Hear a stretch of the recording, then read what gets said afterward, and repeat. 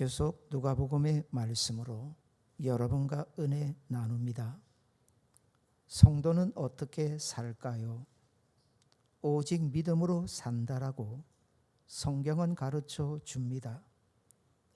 믿음으로 사는 데 있어서 가장 중요한 건 하나님의 말씀입니다. 이 믿음이란 게 다른 것으로 결코 말미암지 않기 때문입니다. 오직 하나님의 말씀이지요. 그렇다면 오늘과 같이 하나님의 말씀을 받을 때 우리의 태도는 어떠해야 할까요? 마가복음 9장에 보시면 귀신에 들린 아들을 고침받기 위해 예수님을 찾아왔던 아버지가 있습니다. 귀신에 들린 아들을 예수님께 데려온 아버지의 마음으로 우리는 말씀을 받아야 합니다. 아들의 고침을 간절히 원하는 아버지가 예수님께 호소했던 게 뭡니까? 아들이 고침을 받기 전에 먼저 자신이 고침을 받아야 한다는 것을 인정했습니다. 그 아버지의 고백입니다. 내가 믿나이다. 나의 믿음 없는 것을 도와주소서. 아버지가 하는 말 자체가 앞뒤를 보면 참 이상합니다. 분명히 믿는다 했습니다. 내가 믿습니다 고백했지요. 그런데 이어서 하는 말이 무엇인가요? 나의 믿음 없는 것을 도와달라고 예수님께 간청합니다. 이 아버지의 말이 잘 이해가 되시는지요? 이 말씀 앞에 고민해 보았습니다. 결국 이런 답을 얻게 되었습니다. 오늘 우리 인생의 문제가 얼마나 많은가요? 이것도 문제고 저것도 문제입니다. 여기를 보아도 저기를 보아도 개인적으로 사회 전체적으로 문제들이 얼마나 많습니까? 그런데 우리가 하나님 앞에 섭니다. 이 아버지처럼 말이죠. 하나님 앞에 서게 되면 보입니다. 내 인생의 진정한 문제가 무엇인지, 무엇일까요? 믿음입니다. 아버지를 보십시오. 아들의 고침이 어떻게 이루어지던가요? 예수님은 아버지의 문제부터 고쳐주십니다. 바로 믿음이었습니다. 그렇습니다. 믿음의 문제가 풀리지 않는데 다른 어떤 문제가 풀려지겠습니까? 그러니 오늘도 말씀 앞에 우리는 갈망하며 내게 이 말씀을 통하여 더 믿음을 더하여 달라는 갈망으로 말씀을 받으심이 옳습니다. 지금 우리 중에 믿음 없는 분은 없어 보입니다. 오늘 주일 이 자리에 오신 것만 해도 얼마나 대단한 일인데요. 믿음 없이 도대체 누가 오늘 이 자리에 이렇게 나올 수 있을까요? 하지만 은혜를 받고 나면 또 보게 되는 게 있습니다.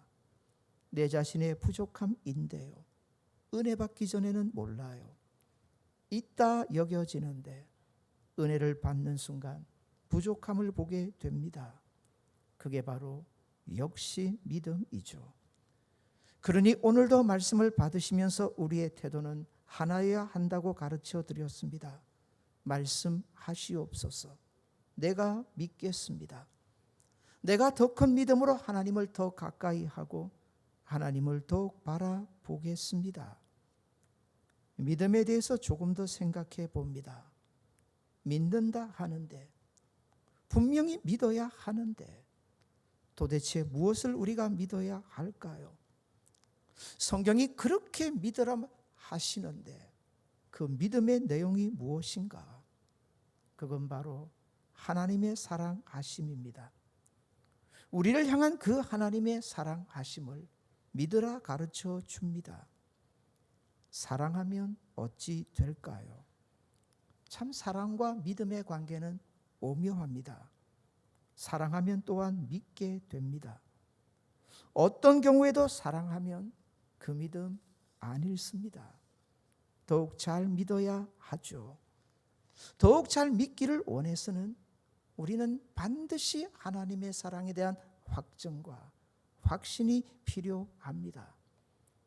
어떻게 우리가 하나님을 사랑할 수 있을까요? 여러분이 수백 번, 수천 번 다짐하고 결단해 보십시오. 내가 하나님을 사랑할 수 있는지. 됩니까? 안 됩니다. 먼저 죄인된 우리가 하나님을 사랑할 수는 결코 없습니다. 오직 앞서는 게 있습니다. 우리를 향한 하나님의 사랑하심입니다. 그 하나님의 사랑하심에 대한 확신이 우리 안에 있어야, 그 하나님의 사랑이 우리 안에 발동이 되어야 우리로 하나님을 또한 사랑하는 자리에 이르게 합니다.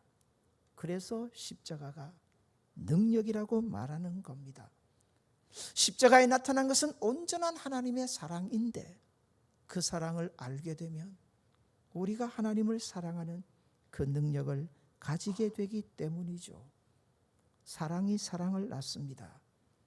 오늘도 성경은 우리에게 듣기를 원하고 가르쳐 주기를 원하고 또한 선포하십니다. 다른 거 아닙니다. 우리를 향한 하나님의 사랑하심이죠.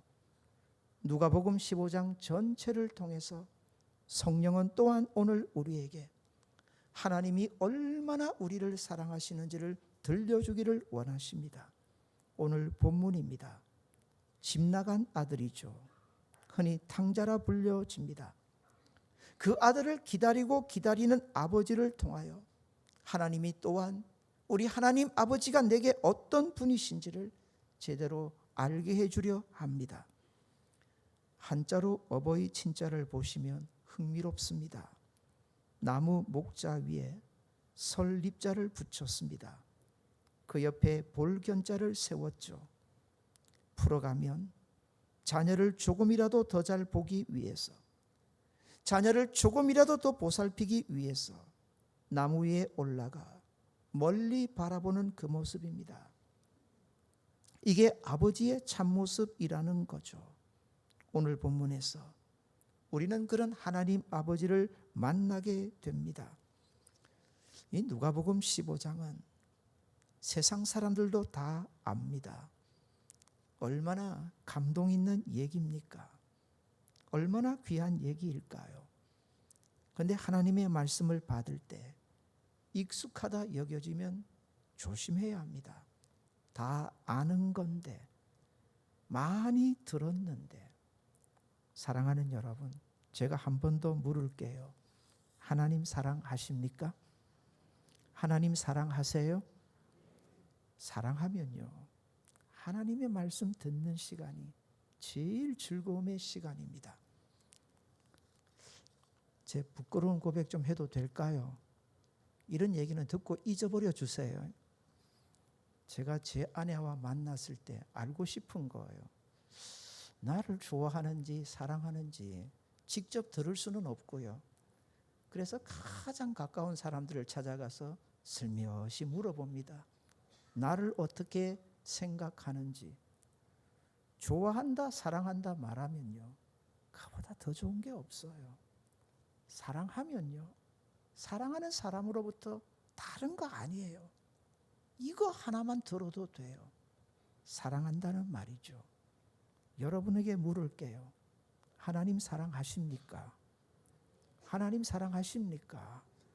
그러면 오늘도 말씀을 통해서 성령께서 하나님이 너를 얼마나 사랑하는지 아니라고 가르쳐 주실 때 이것보다 더 행복하고, 이것보다 더 기쁘고, 이것보다 더 즐거운 일이 어디 있겠어요?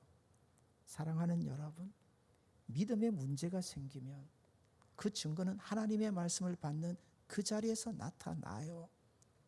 정말 하나님 사랑하면요, 이 시간보다 더 좋은 시간은 없어요. 다윗의 고백 아시잖아요. 하나님의 말씀이 어찌 그리 내게 단지요, 꿀보다 더 달다. 요즘은 꿀보다 단 게 많아요. 근데 다윗 시대는요, 꿀보다 단 게 없어요. 다윗 시대 세상에서 가장 단 게 뭐였을까요? 그게 꿀이었어요. 그렇습니다. 하나님 사랑하면요, 하나님의 말씀 듣는 것보다 좋은 게 없어요. 점검하시고요. 내가 정말 하나님을 사랑하는지 확정하셔야 돼요. 우리 찬송가에 보시면 이런 가사 나오잖아요. 주 예수 크신 사랑 늘 말해 주시오. 나 항상 듣던 말씀 또 들려주시오. 사랑하니까 더 듣고 싶고 자주 듣고 싶고 그리 되는 거예요. 오늘도 여러분을 향하신 하나님의 사랑의 소식 많이 들으시고 나를 사랑하시는 하나님의 사랑에 겨워 성도가 성도답게 또 하나님 사랑하면서 살아드리는 복이 있기를 원합니다. 누가복음 15장에서 가장 많이 나오는 단어는 특별한데요. 기뻐하다, 즐거워하다는 단어가 계속 반복되어 나옵니다. 무려 15번이나 반복되어 나오는데 성경에 이런 구석이 없어요. 도대체 하나님의 기쁨이 어디에 있고 하나님의 즐거움이 어디에 있는지를 분명히 보여주는데요. 하나님이 무엇 때문에 이렇게 기뻐하실까요? 먼저 바로 나 한 사람 때문입니다. 나 한 사람 때문에 지금도 이렇게 기뻐하시는 하나님을 충분히 보셔야 합니다. 오늘 이 자리에 계신 한 분 한 분 때문에 하나님이 이렇게 기뻐하고 즐거워하신다는 거예요. 오늘 제대로 하나님의 말씀에 은혜 받고시다면 하나를 인정하심이 옳습니다. 도대체 이렇게 아버지로 기쁘시게 하는 이 돌아온 아들 탕자가 누구인가 하는 거죠. 내 자신 아닐까요? 지금 바로 나 자신 아닐까요? 설교자로서 늘 부족함을 느낄 때가 많습니다. 오늘도 여러분이 참 많은 은혜, 정말 깊은 은혜를 받기를 원하는데 참 설교를 못하는 목사다 보니 늘 부담을 느껴요. 그런데 돌아보면서 결국 알게 되는 건 이건 내가 할 수 있는 일이 아니라는 거죠. 저와 여러분이 정말 은혜를 받기 원한다면 내려가셔야 합니다. 돌아가셔야 합니다. 바로 탕자의 그 자리로 돌아가셔야 합니다. 많은 분들이 오해를 하는데 신앙생활을 하면 할수록 내가 거룩해진다. 내가 나아진다. 내가 더욱 폼이 나게 되는 것처럼 생각들을 하세요. 그런데 잘 보십시오. 성경에서 스스로 내가 거룩하다 여겼던 사람들은 누구든가요? 그들은 바리새인들이었습니다. 반대로 은혜를 받은 분들은 어떠하던가요? 대표적인 예가 바울 아니던가요? 바울이 왜 자신을 두고 내가 죄인 중에 괴수라고 말하던가요? 은혜를 받고 나니 자꾸 돌아가는 거예요. 어느 자리로요? 탕자의 자리로. 돌아온 아들의 자리로 돌아가게 되는 거예요. 내가 이렇게 돌아온 아들이라면 오늘 이 아버지보다 더 좋으신 분이 세상에 어디 있겠어요? 저는 돌아온 아들 탕자의 모습을 오늘 이 설교를 준비하기 전까지는 예전 구원받기 전까지의 제 모습에서만 보았어요. 나는 이제 돌아온 아들과 상관이 없다. 관련이 있다면 다음 정도에 생각해 볼 둘째 아들과 닮았다 여겼는데 말씀을 준비하다 보니 아니더라고요. 한 주간 세상 살면서 죄악에 이렇게 저렇게 찢긴 모습을 보면서 내가 다시 돌아오는데 이 주일 예배를 드리러 말입니다. 내 모습이 꼭 탕자의 모습, 돌아온 아들의 모습과 얼마나 닮았던지요. 그래서 우리 그렇게 기도 많이 하잖아요. 한 주간 많이 죄짓고 돌아왔습니다. 내 안에 의심이 있어요. 의심이 있다니까는요. 이런 추하고 못나고 더러운 나를 하나님이 인정해 주실까? 오늘 이 예배의 자리에서도 나를 만나 주실까? 아니죠. 오늘 돌아온 아들을 만나 주시고 회복시켜 주시는 하나님이 이 시간 저와 여러분을 만나 주시는 우리 아버지신 줄 믿으시기를 바랍니다. 다 회복시켜 주시잖아요. 온전히 회복시켜 주시잖아요. 그리고 다른 거 아니잖아요. 돌아온 아들 그 하나 때문에 얼마나 기뻐하던가요. 아무리 좋은 아버지라도 잘 왔다 해놓고는요 따집니다. 너 재산 다 어쨌니? 안 따질 것 같으세요? 하나님 상관없어요. 돌아온 그 모습 하나만으로 얼마나 기뻐하고 즐거워하시는지 기억하십시오. 오늘 이 자리에 계신 저와 여러분만 보면서 하나님 그렇게 기뻐하시고 즐거워하시는 거 믿으시기를 바랍니다. 그리고 하나님의 사랑이 지금 내게 쏟아짐을 기억하시고 그 사랑 안에 내가 있음을 다시 바라보시고 믿음 회복해 가시는 저와 여러분 되시기를 바랍니다. 죄송합니다. 영어로 표현을 좀 할게요. 사람들은 이 아들이 좀 고약하잖아요. 패역하잖아요. 그래서 당자라고 칭합니다.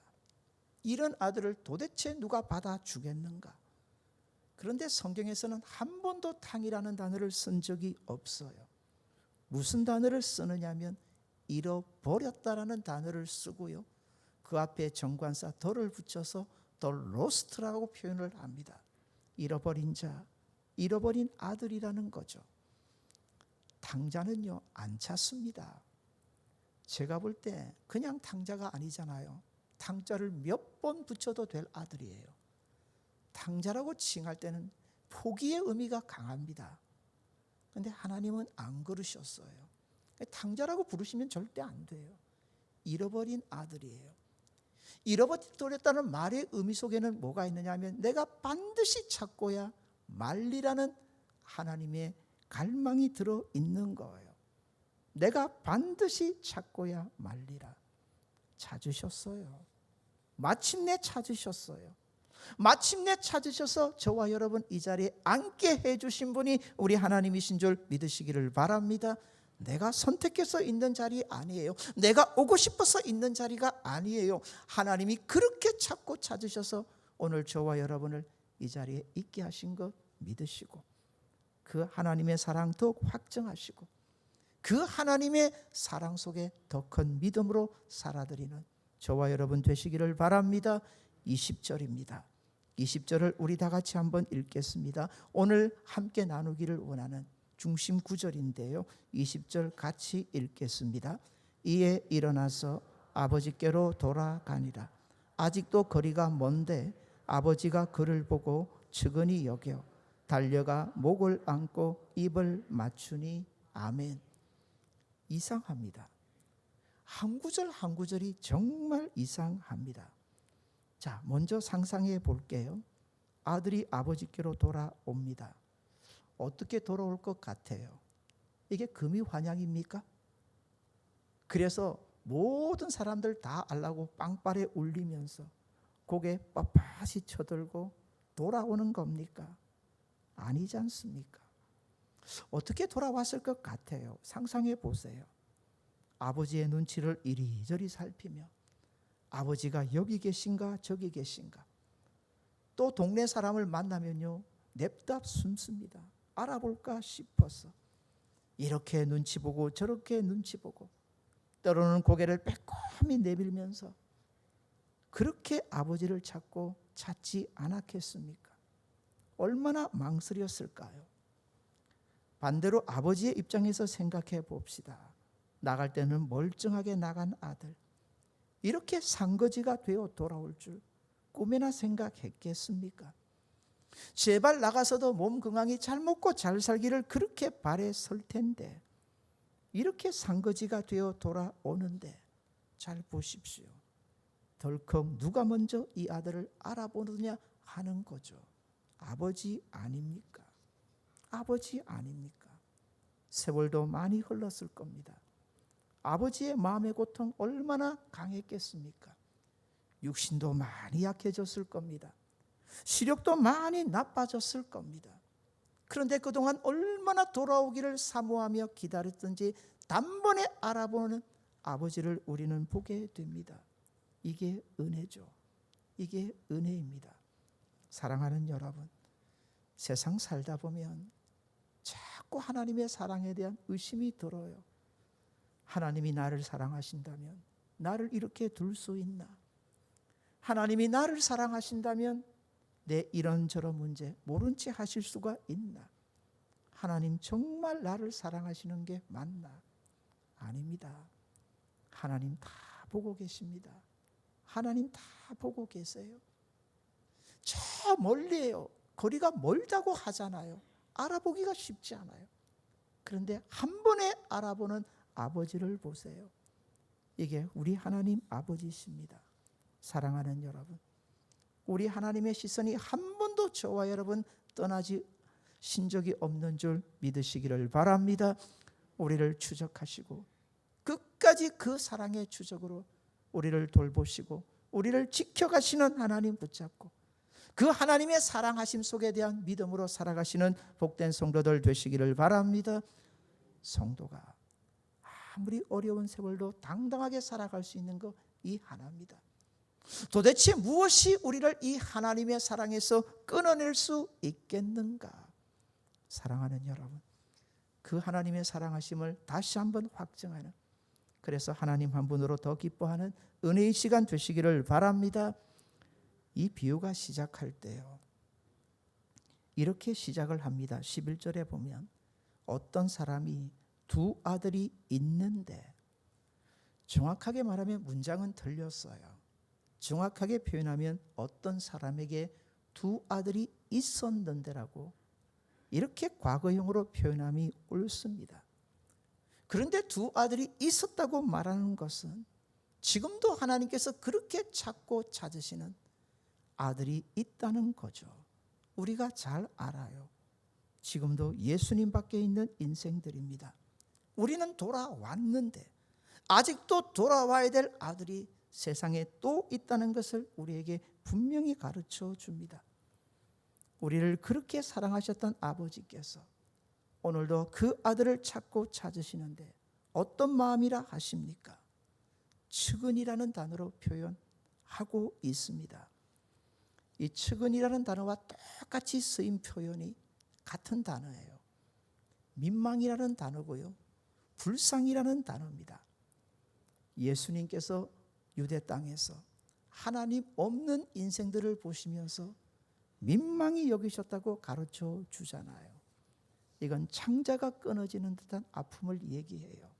이런 거죠. 자식이 아프면 누가 더 아플까요? 부모가 훨씬 더 아픈 거예요. 자식이 아프면 부모의 마음은 그래요. 내가 차라리 아프고야 말지. 이 마음이에요. 하나님 아버지가 가지신 마음이죠.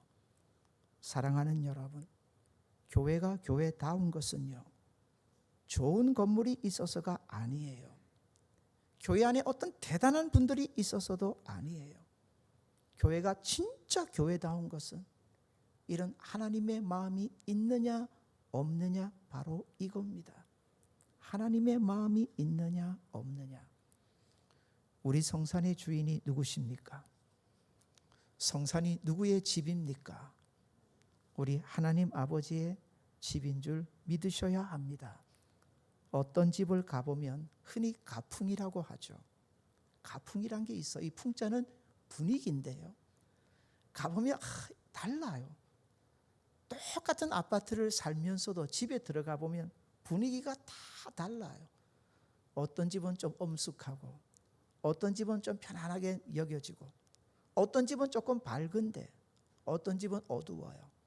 어떤 집을 가면 마음이 참 좋은데, 어떤 집을 가면 부담이 돼서 나오고 싶어요. 똑같은 집인데 그래요. 이게 가풍이에요.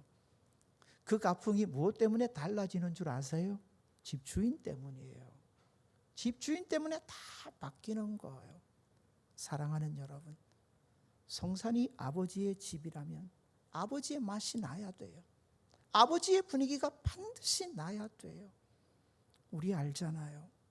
우리를 이렇게 사랑하셨던 아버지, 지금도 그렇게 세상에 잃어버린 영혼들을 찾고 찾으시는 아버지, 보여줄 수 있는 게 교회입니다. 한번 옆에 분에게 도전합시다. 옆에 분에게 한번 도전해 줍시다. 당신은 하나님의 모델입니다. 교회가 그래요. 성도가 그래요.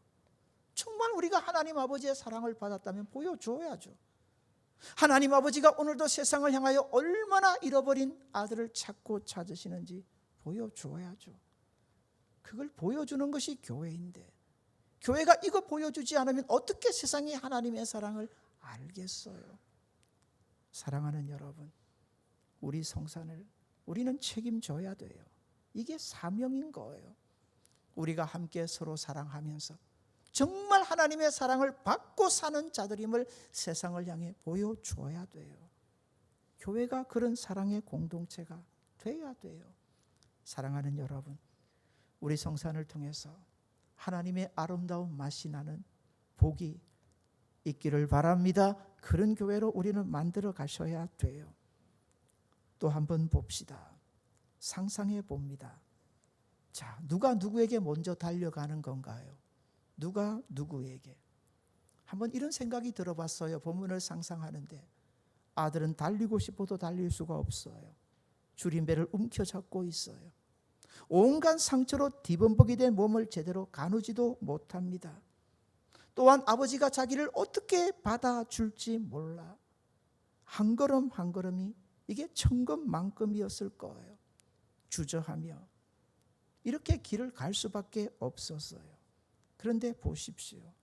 아버지가 어떻게 합니까? 먼저 그 아들을 볼 뿐만 아니라 달려옵니다. 달려오는 아버지를 우리는 보게 됩니다. 오늘 본문 20절입니다. 측은히 여기며 어찌했다고 합니까? 달려갔다고 하죠. 이 말의 정확한 표현은 아버지의 발보다도 그 마음이 훨씬 더 빨랐다는 겁니다. 하나님의 사랑하심을 분명히 보여주죠. 사랑하는 여러분, 오늘도 말씀을 통하여 하나님의 사랑이 마구 나에게 달려오는 은혜 입으시는 저와 여러분 되시기를 바랍니다. 오늘도 말씀을 받으면서 이런저런 세상의 근심과 염려와 고민과 아픔을 가지고 왔는데 그저 마구 달려오셔서 나를 안아주시고 나를 맞아주시고 나를 풀어주시고 나에게 은혜 베풀어 주시는 하나님을 만나시는 복된 시간 되시기를 바랍니다. 얼마나 행복한 줄 아세요? 지금 아버지가 얼마나 행복한 줄 아세요? 돌아온 아들을 껴안아 주면서 이렇게 맞아주는 이 아버지 보십시오. 이 아버지께서 지금 저와 여러분을 만나주시는 우리 하나님 아버지신 줄 믿으시기를 바랍니다.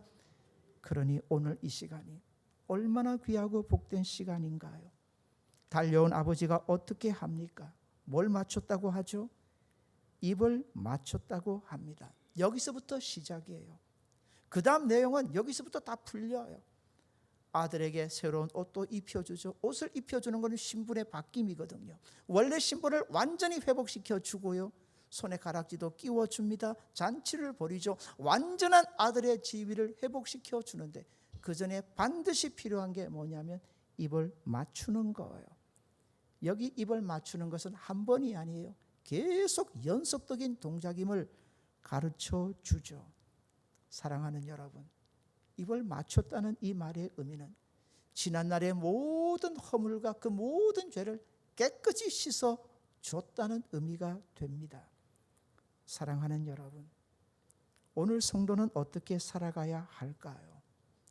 우리가 먼저 받은 이 하나님의 사랑 잊으시면 안 돼요. 그리고 이 하나님의 사랑이 내게 있기에 나도 이 사랑 실천하며 살아가야 하는데 받아서 따라합시다. 사랑은 다른 게 아니에요. 사랑이 뭔 줄 아세요? 하나님이 먼저 우리에게 보이셨던 사랑으로 우리도 충분히 이렇게 살아가야 하는데 받아서 따라합시다. 용서하며 사랑하며 삽시다. 그거예요. 그게 그리스도인이 오늘을 살면서 보여줄 그 사랑의 증거입니다. 한 번은 베드로가 예수님께 나와 묻습니다. 마태복음 18장에 나오는 얘기입니다. 베드로가 당당하게 예수님께 물었어요. 주님, 제가 7번까지 용서해 주려고 하는데 괜찮겠죠? 몇 번까지요? 7번까지. 당시 유대 사회에서는 공적으로 몇 번까지 용서해 주는 걸 원칙으로 했냐면 3번입니다. 3번 끝나면 용서 안 해줘도 하나님 앞에서 별 문제가 안 된다 그리 생각을 했었어요. 그런데 7번이라 얘기했으니 이게 얼마나 대단합니까? 그런데 예수님 딱 잘라 말씀합니다. 7번씩 70번이라도 용서해 줘라. 70번이라도 7번씩. 어떻습니까? 이 말씀 들었을 때 이 말씀을 다시 들었을 때 여러분은 무엇부터 하고 계시던가요? 계산 아니던가요? 7 곱하기 70 계산부터 안 하시던가요? 계산 왜 할까요? 그러면 이렇게 묻고 싶어서 계산합니다. 그러면 491번째는 어떻게 할까요? 참 이기적인 거죠. 예수님이 이 말씀하신 것 계산하라는 거 아니에요. 하나님의 이런 절대적인 용서하심의 사랑이 십자가에 나타났으니 너희도 이 사랑을 너희가 받았으니 너희도 충분히 이 사랑 안에 있으니 할 수 있으니 그리 하라는 거였습니다. 사랑하는 여러분, 우리가 이렇게 용서하는 사랑을 할 수 있는 것 까닭은 하나예요. 내 안에 없어요. 하나님의 사랑이 우리에게 이렇게 부은 바가 되었기 때문에 십자가 바라본다면 하나님의 이 사랑을 확증할 수 있다면 우리도 충분히 이렇게 할 수 있기 때문이고요. 이게 하나님의 사랑의 표정이 되기 때문인 거죠. 이 말씀 하시고 나서 예수님이 바로 이어서 하셨던 말씀이 뭔 줄 아세요? 바로 덧붙여서 이게 그 유명한 1만 달란트 빚진 자와 100데나리온 빚진 자의 비유입니다. 잘 알잖아요. 1만 달란트와 100데나리온은 비교가 안 돼요. 1만 달란트는요, 당시의 가격으로 환산을 해도 몇 조입니다. 지금으로 치면 몇십 조가 될 거예요. 어마어마하죠. 생각해 봅니다. 1만 달란트와 100데나리온. 자, 100데나리온. 먼저 달란트와 데나리온을 비교해 볼게요. 한 달란트는요 6,000데나리온입니다. 자, 데나리온은 한 사람이 하루 일한 품삯이라 보시면 됩니다. 요즘 우리로 계산을 하면 100데나리온이면 커요. 1,000만 원 정도 해당합니다. 사랑하는 여러분, 누가 내게 빚을 졌는데 1,000만 원 빚을 줬어요. 안 갚겠다 하면 용서가 될까요?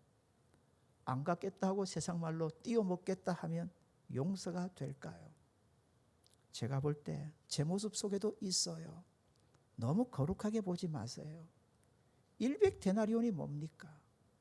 1,000만 원이 뭡니까? 1만 원짜리도 용서하지 못해서 애태우는 내 자신을 보게 되거든요.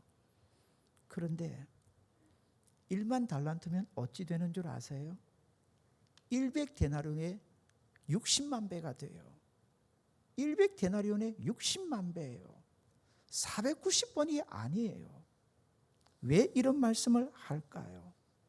하나님이 저와 여러분 기죽이려고 이런 말씀 하실까요? 아니에요. 우리가 얼마나 하나님의 큰 사랑 속에 살고 있는지를 돌아보라는 겁니다. 하나님의 사랑이 여전히 우리에게 쏟아부어짐을 보게 하시는 거죠. 그러시고서 성도가 성도답게 살 수 있는 길을 보여주시는 거예요. 너희가 이처럼 하나님의 특별한 사랑 속에 있으니 너희도 이렇게 사랑하며 살라는 겁니다. 사랑하는 여러분, 우리 하나님 아버지의 사랑이 이렇게 우리에게 쏟아 부어지는데 우리가 어떻게 살아가야 할까요? 하나님 사랑 모르면 신앙생활 못합니다. 하나님 사랑 못하면요 신앙생활의 전부가 고통이에요. 주일에 오신 거 기쁘십니까? 잘 오셨습니다. 즐거우십니까? 행복하셨으면 좋겠어요. 이 주일이 행복하시면 좋겠어요. 이번 주일만이 아니고 여러분 평생에 지켜갈 모든 주일이 행복하시면 좋겠어요. 코로나고 뭐고 자시고 말할 필요 없어요. 행복하시면 좋겠어요. 방법 하나뿐이에요. 사랑하면 행복한 거예요. 사랑하는 분을 배우러 왔는데 어떻게 이 자리가 행복하지 않겠어요? 사랑하지 않으면 다 고통이에요. 억지로 와야 돼요. 안 오면 벌 받을 것 같고, 안 오면 두들겨 맞을 것 같고, 안 오면 문제 생길 것 같아서. 이렇게 하나님 섬기면 하나님 보실 때 우리의 모습이 얼마나 비참하겠어요. 요즘 제가 조금 철이 든 모양입니다. 한 가정에서 아내가 하는 일, 엄마가 하는 일 가만히 보면 야, 저거 사람으로서는 못한다. 그래서 엄마는 강하다는 말이 맞는 것 같아요. 그런데 어찌 그 일들을 감당할 수 있을까요? 자기를 다 죽여가면서 어떻게 해요? 안 합니다. 사랑하니까 할 수 있는 거예요. 사랑 없으면요, 사랑 모르면 다 고통인 거예요. 사랑 모르면요, 더 큰 문제가 우리에게 생겨나는데 더 죄를 짓게 돼요. 왜요? 하나님의 사랑 모르고 한번 일해 보세요. 한번 섬겨 보세요. 전부 다 내가 하게 되면서 죄 짓게 돼요. 십자가 사랑으로 하면 다릅니다. 하고 나서도 남는 게 없습니다. 하고 나서도 감사할 뿐이에요. 하고 나서도 죄송할 뿐입니다. 왜요? 내가 한 사랑과 하나님이 내게 베푼 사랑을 어찌 비교할 수 있겠습니까? 사랑하는 여러분, 한 번 더 여쭙습니다. 어떻게 용서하며 사랑하며 살 수 있을까요? 이게 그리스도인이 오늘을 살아가는 방식인데 그 힘, 그 능력, 그 비밀 내게 없습니다. 아버지를 통해서 보셔야 합니다. 아버지의 사랑이, 오늘 본문에 나오는 이 아버지의 사랑이, 그 하나님의 사랑이 내게 이렇게 쏟아부어지고 있는 거죠. 이 하나님의 사랑 확증하시고 이 사랑 안에 내가 있음을 보시고 이 사랑 안에서 그 무엇도 나를 끊어낼 수 없는 것을 보시고 우리도 하나님 사랑하기에 이 사랑을 실천하며 보여주며 살아가는 복된 교회와 성도들 되시기를 바랍니다. 우리 옆에 분에게 한 번 더 격려하고 도전합시다. 당신은 하나님의 모델입니다. 하나님 사랑 받고 사시죠? 보여줘야죠. 하나님이 나를 얼마나 사랑하시는지를 보여줘야죠. 그 하나님의 사랑하심을 확증하며 사는 것, 성도의 기쁨이고 행복이고 즐거움 아니겠습니까? 십자가 때문에 더 행복하시고 즐거운 복된 성도들 되시기를 바랍니다. 이 하나님의 사랑 보여주며 더욱 성도답게 살아가는 복이 성상과 속한 저와 여러분에게 늘 있었으면 좋겠습니다. 우리 함께 같이 기도하도록 하겠습니다.